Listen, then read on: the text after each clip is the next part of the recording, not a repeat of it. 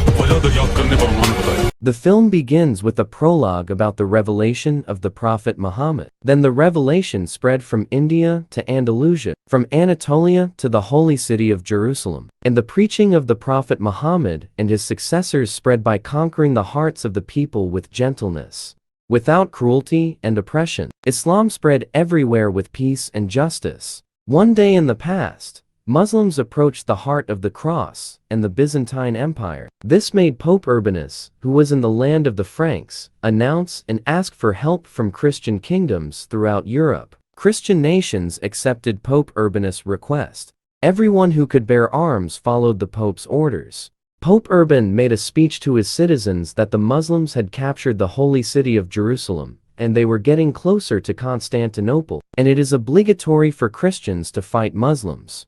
Then it was shown that Christian troops massacred all Muslim citizens in Anatolia and other Muslim countries.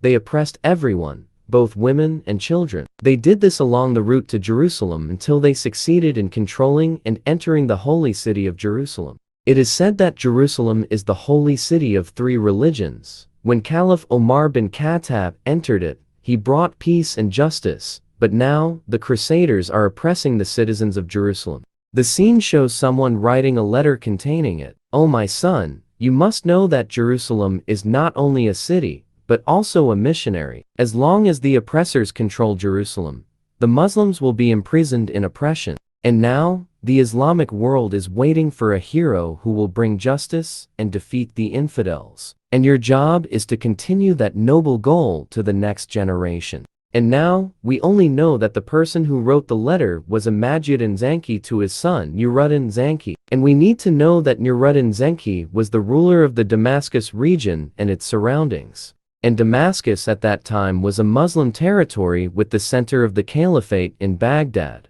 A scene is shown of a horse-drawn caravan that appears to be in a great hurry. And in one of the carriages there was a mother who was about to give birth. The mother's name is Fatma Hatun, while the one riding next to her is Najmuddin Ayyub, who is Fatma Hatun's husband. Then Najmuddin Ayyub approached his brother named Asaduddin Shirka, and Najmuddin Ayyub said that they should stop performing childbirth first. But Asaduddin Shirka refused on the grounds that their caravan was not safe from the pursuit of an unknown force, and it turns out that this caravan is heading to the state of Nuruddin Zanki. In the carriage, there were two children from Najmuddin Ayyub and Fatma Hatun. They are both named Taransia and Sahinsia. Then Najmuddin Ayyub, who felt that his wife's condition was getting worse, decided to stop the trip and would do childbirth first before continuing the trip. Najmuddin Ayyub asked 5 of his soldiers, along with a midwife, and he asked Asaduddin Shirkuh to continue the journey with his children Turansia and Sahinsia.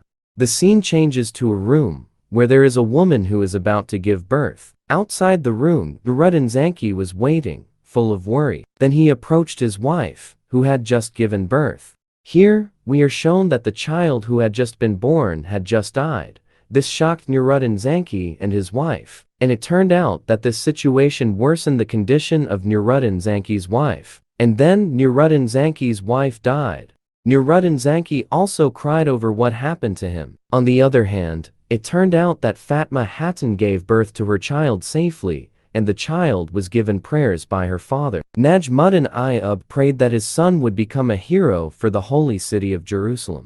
The scene is shown with someone who is carving wood to make a pulpit, and with great hope that the pulpit will be used in Al-Aqsa Mosque. Then Nuruddin Zanki approached the man and was greeted well.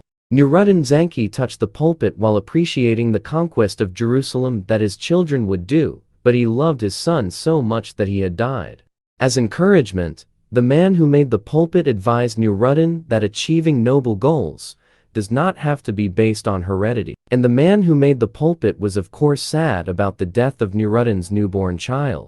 But we must still look at the path that was traversed by Al-Mustafa, the Prophet Muhammad and Caliph Umar bin Khattab. Not long after, a soldier delivered important news to Emir Nuruddin Zanki. The scene changes to the palace courtyard. There is Asaduddin Shirkuh, who has just arrived at Nuruddin's palace. And Shirkuh said that he was the brother of the governor of Tikrit named Najmuddin Ayyub. And it turns out that all this time Najmuddin Ayyub was a good friend of Nuruddin Zanki. Shirkuh continued that they were being chased by an Emir Namedbaruz with the intention of killing them. And Shirkuh explained that they came to seek refuge. Emir Nuruddin asked where Najmuddin Ayyub was now, and Shirkuh replied that his wife Najmuddin Ayyub was giving birth in the middle of the road. Of course, with the advice of the minbar maker earlier, Emir Nuruddin immediately deployed some of his forces to save Najmuddin's son. Thankfully, Fatma gave birth safely and was blessed with a healthy child. And when he woke up from his sleep, Fatma Hatun said to Najmuddin that he had dreamed something amazing and strange about his son. When they wanted to continue their journey, it turned out to be the Emir Bahruz very close to their camp, until Najmuddin Ayyub ordered his 5 soldiers to prepare to face the Emir Bahruz. When Emir Bahruz arrived at Najmuddin's camp, we know that the reason Najmuddin fled was because the Emir Bahruz was a cruel ruler, and Emir Bahruz wanted to use Najmuddin to launch all his atrocities. And with that all, Najmuddin is better to be a slave of the just Nuruddin Zanki than to be a ruler under the command of the Emir Bahruz the Cruel. Here, Emir Bahruz wanted to kill all Najmuddin's soldiers along with his wife and newborn child. This of course, shows his cruelty more and more. When Najmuddin told Fatma Hatun to run away, through his conversation with the midwife, it was known that the name of Najmuddin and Fatma Hatun's son was Yusuf. Najmuddin's army of only 5 men, of course lost in this attack, and the Emir Bahruz arrested Fatma Hatun and her child.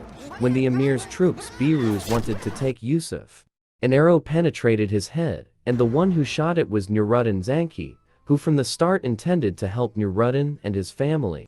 Emir Bahruz wanted to approach Emir Nuruddin Zanki, and because of his lack of skill, Emir Nuruddin had his neck slashed, so he died on the spot. Seeing that all of Emir's troops Bahruz ran away. After that, Nuruddin spoke privately with Najmuddin Ayyub. On this occasion, Nuruddin said that the Islamic world was in chaos. Jerusalem was controlled by the Crusaders, and sometimes they killed Muslims who wanted to go to Mecca, while the Seljuk Sultanate in Anatolia was weakening. The road of preaching is not good. On the other hand, Nuruddin wanted a son who would be the strength of the Muslim community in exchange for his biological son, who had just died. Therefore, Nuruddin asked Najmuddin to give Yusuf to him generously. And of course, this will be a big secret between them. This of course made Najmuddin Ayyub worry, and with a heavy heart, he would think about it and ask Fatma Hatun about it. And the good news is that Nuruddin has not announced that his wife and biological child have died. So by adopting Yusuf, the public will believe that Yusuf is Nuruddin's biological son and his wife who recently died. Initially, Fatma Hatun strongly objected to Nuruddin Zanki's request, but when Najmuddin explained a little about the condition of Muslims and Fatma Hatun began to soften. Another factor was Fatma Hatun's dream after giving birth. In the dream, it turned out that Fatma Hatun met the maker of the pulpit, and at that time, he said that Yusuf would be the child who would bring good news to Jerusalem. He also said that the name of Fatma Hatun's child was like the name of the prophet Yusuf, who ruled Egypt, and Yusuf would inherit Omar's sword bin Khattab, who liberated Jerusalem with justice. And when Fatma Hatun saw the pulpit maker in the real world standing next to Nuruddin Zanki, she immediately decided to give Yusuf to Nuruddin Zanki, and after that announced to the general public that the doctor managed to save his son, who was actually Yusuf, son of Najmuddin Ayyub. Then Nuruddin gave Yusuf a new name to be Salahuddin. Then scene was shown. The adult, Salahuddin and a young man we don't know yet, were near Jerusalem and were talking about Jerusalem. After a long conversation, we know that the young man's name is Sahinsia. The two of them continued to talk about Jerusalem until their other friends arrived. In a forest, we are shown the Crusaders. Moments later, they are attacked by something invisible. One by one, the Crusaders were felled by arrows of unknown origin. And it turned out that it was Salahuddin's troops. They vigorously attacked the remaining Crusaders. In that battle, Salahuddin and his troops captured many of the Crusaders and managed to get information about the name of their commander, Gabriel, who was already involved in Jerusalem. Scene was shown in the city of Jerusalem when a worker wanted to perform ablution for prayer, but a man in a black robe whipped him hard. Suddenly, this created a conflict between that person and the city security forces. Therefore, the black-robed men whipped and killed several Jerusalem soldiers. And it turns out that this man in black is Gabriel, the commander of the Crusaders. Judging from his behavior, he really hates Muslims. Gabriel.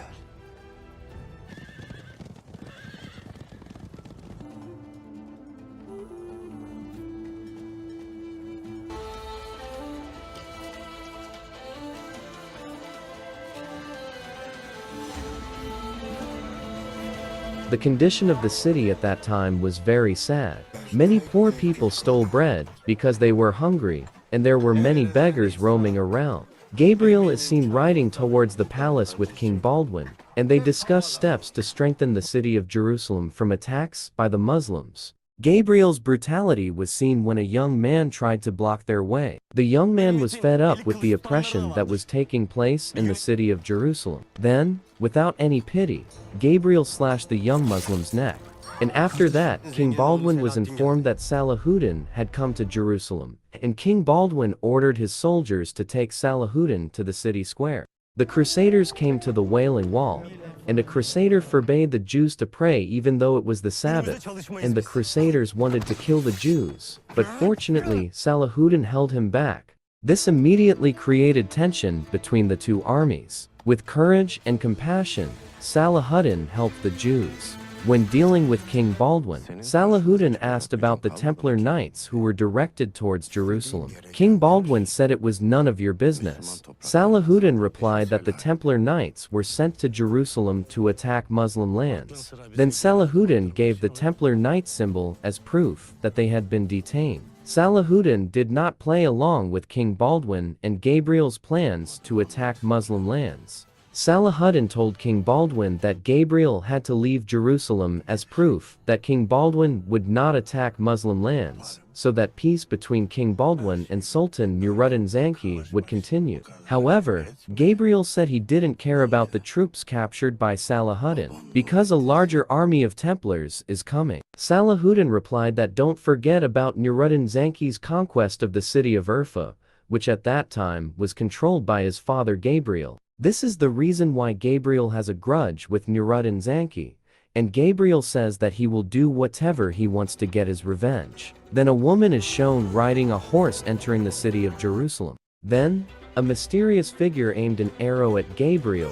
When the arrow was released from his bow, the arrow was held back by a Templar soldier, so he died on the spot. This, of course, makes everyone tense. Gabriel ordered his subordinate, Bastian, to chase the mysterious figure. For unknown reasons, Gabriel ordered his soldiers to arrest Salahuddin and his friends. During the chase, a mysterious figure managed to escape out of the city, and the Templar troops chased the mysterious figure. Salahuddin defended himself by saying that Gabriel could not arrest them because he had no evidence. King Baldwin ordered his soldiers to release Salahuddin. Gabriel objected, but King Baldwin said that it was all done to further prove that Saladin had planned the murder. Scene is shown the Templars who are still chasing the mysterious figure, and they manage to surround him. Here we are shown that the mysterious figure is a woman. When the Templar team wanted to capture the mysterious woman, they were shot by Salahuddin and his team, and they managed to kill all the Templar forces there. Seeing the opportunity, the mysterious woman ran away with her horse. Salahuddin ordered his friend Ahmed to do it, but he failed because the mysterious woman had set a trap. And it turned out that Bastian was still alive. Salahuddin asked Gabriel's purpose in coming to Jerusalem. Gabriel said that it was all to attack the city of Ascalon, a city at the eastern tip of the Mediterranean Sea, which was still the territory of the Fatimid dynasty in Egypt. Then Bastian intended to stab Salahuddin, but was thwarted by Salahuddin's troops and ended up dying himself. Here it is known that Nuruddin Zenki and the Fatimid dynasty were in dispute. However, that will not reduce Salahuddin's intention to save Ascalon, because if Ascalon falls, then other Islamic regions will be in danger.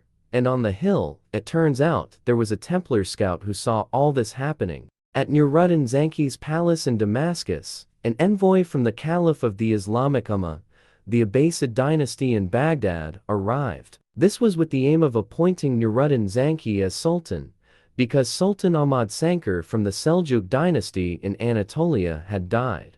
Thus, the Caliph intended to give this authority as the foremost protector of the Islamic Ummah's territory from attacks by the Crusaders. Apart from that, Nuruddin Zenki was assigned to protect Muslims on the Hajj route, who were often attacked and killed by the Crusaders. As a tribute to the Caliph in Baghdad, Nuruddin was given a very beautiful robe of honor. Of course, Nuruddin was aware that this robe and authority would be carried out properly. Everyone in the palace, including Nuruddin Zenki's wife, discussed this new assignment. After that, Salahuddin came to the palace hall to meet his father, and Nuruddin Zenki's older brother, Nasruddin, informed Salahuddin about the Caliph's new assignment. However, Salahuddin discussed the Ascalon issue.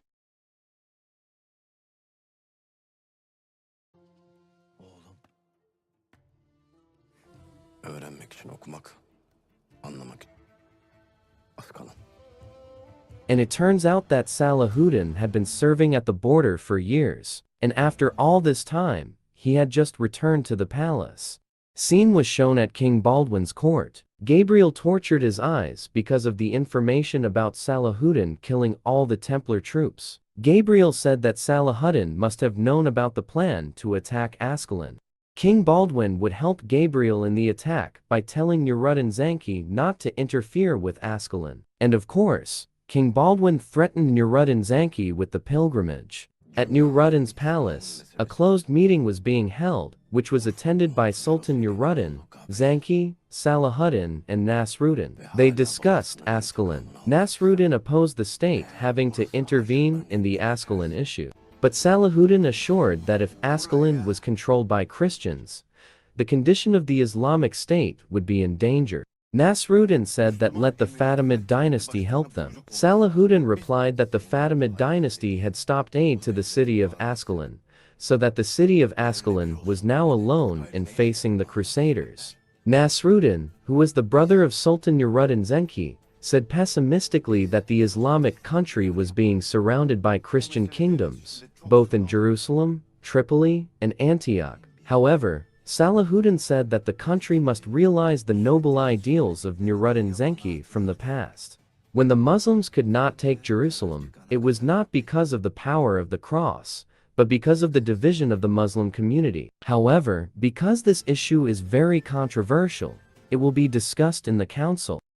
On the other hand, it turns out that Salahuddin was hated in the second palace of Sultan Nuruddin Zenki, whose name was Malika Hatun, but in their marriage, they had no children. So Malika Hatun could not inherit Nuruddin Zanki's heir, and this condition made him upset. On the other hand, Salahuddin was labeled as bringing trouble at the palace, and this label was of course just bullshit. Salahuddin came to Sahinsia, who he considered his own brother. Before returning to the border, Sahinsia invited Salahuddin to visit his son, Omar, at his house. Elsewhere, we are shown Fatma Hatun talking to a woman named Zumrad Hatun, and she is the wife of Commander Asaduddin Sirika, who is also Salahuddin's uncle. After that, Fatma Hatun returned to her house because she was told that her son Sahinsia returned home. When Salahuddin and Sahinsia arrived home, Omar was studying with his teacher. Fatma Hatun came and let go of Sahinsia, then followed by Najmuddin Ayyub.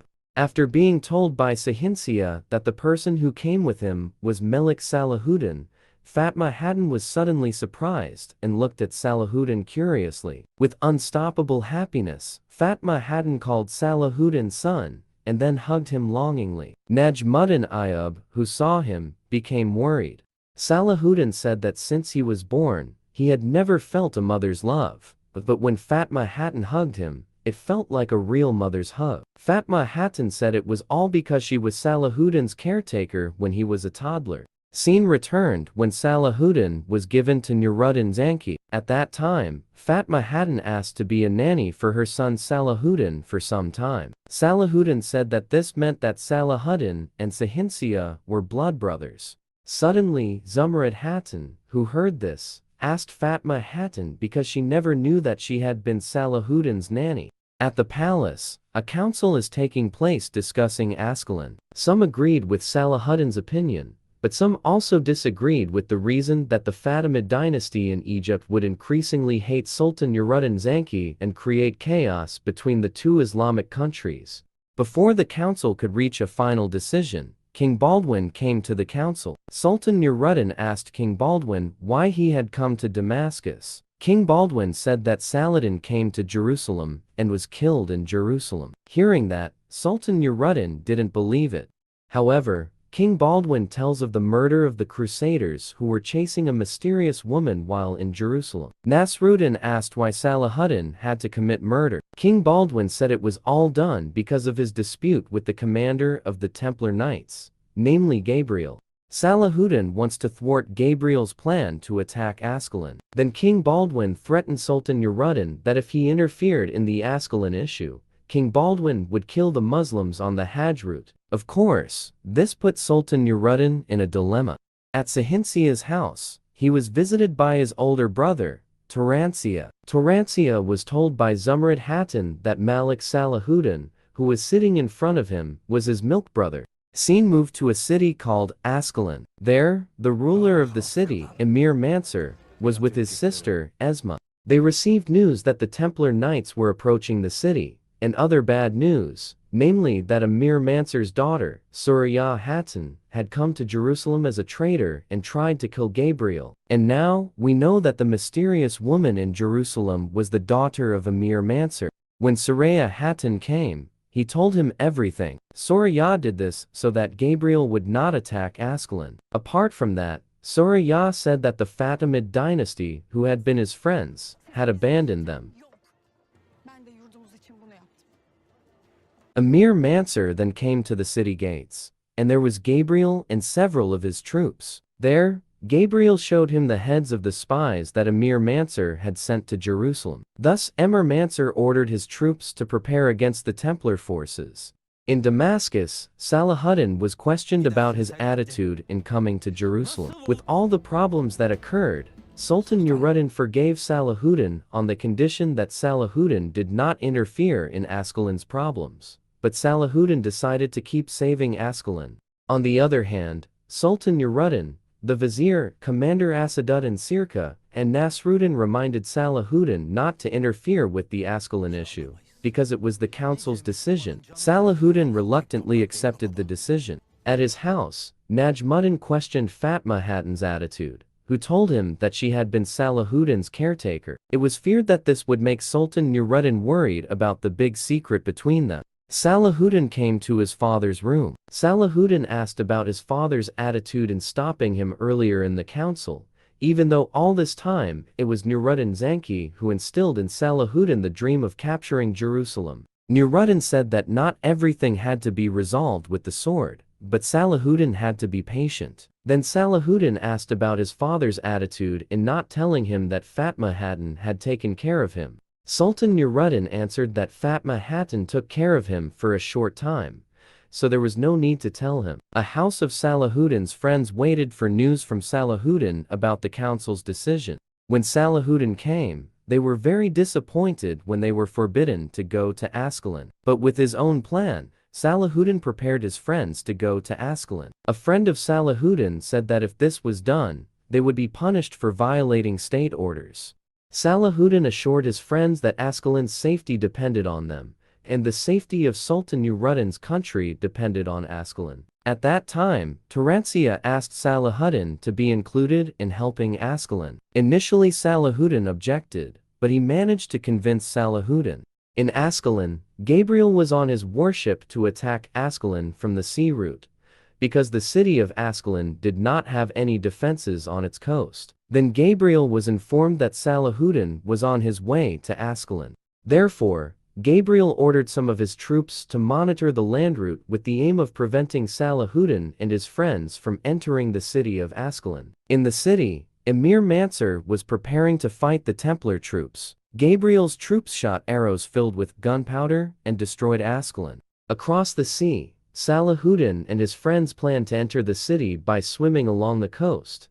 That way they would not be discovered and they would immediately strengthen the defense of the city of Ascalon. In the city of Ascalon, more and more people were injured. This weakened the city's defenses. A few moments later, Salahuddin managed to arrive at the beach of the city of Ascalon. Emir Mansur's troops continued to try to defend the city with their remaining strength. When Salahuddin climbed onto the city dock, they were ambushed by Suraya Hatun, and Salahuddin realized something after seeing Suraya Hatun. Salahuddin said they came here with the intention of helping. After meeting Emir Mansur, here, Salahuddin was bullied with a sword by Emir Mansur.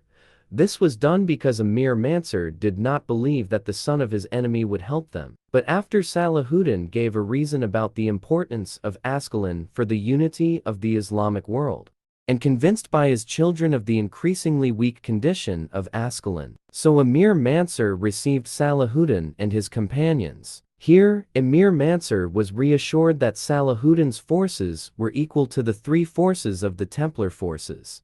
They then made plans to defend the city. Salahuddin asked to strengthen the sea route with his soldiers and ships, and was then accepted by Emir Mansur. Turansia asked to lead the marine troops by ship, and Salahuddin accepted on the condition that he never leave the defense line. Suraya chases Salahuddin and makes a problem about Salahuddin's father not helping Ascalon. With his sharp eyes, Salahuddin knew that the mysterious woman who was trying to kill Gabriel was Suraya herself. This made Suraya speechless, and for the same reason, Salahuddin answered, "Why Nuruddin Zanki?" Gabriel ordered his troops to attack the Ascalon defense ships with arrows. Turansia and Sahinsia defended the sea route with all their might according to Salahuddin's orders. On the coast of the city of Ascalon, Salahuddin and Suraya Hatun and their troops waited for the arrival of the Templar troops from the sea. The Templar troops were pushed back by the city of Ascalon's archers. Then Salahuddin attacked the Templar troops, who had managed to enter Ascalon beach with a sword fight, and they succeeded in defeating the Templar troops there. Meanwhile, at sea, Turansia and Sahinsia continued to launch attacks on Gabriel's ships. As a result of the attack, the Templar troops' galleot caught fire. Gabriel orders his troops to retreat. However, Turansia violated Salahuddin's orders by continuing to chase Gabriel's ship. Sahinsia, who saw this, did not want to leave Turansia alone. When Salahuddin saw Turansia and Sahinsia's attitude, Salahuddin immediately headed for the Ascalon defense ship with a lifeboat. On the other hand, it turns out that Gabriel prepared a trap.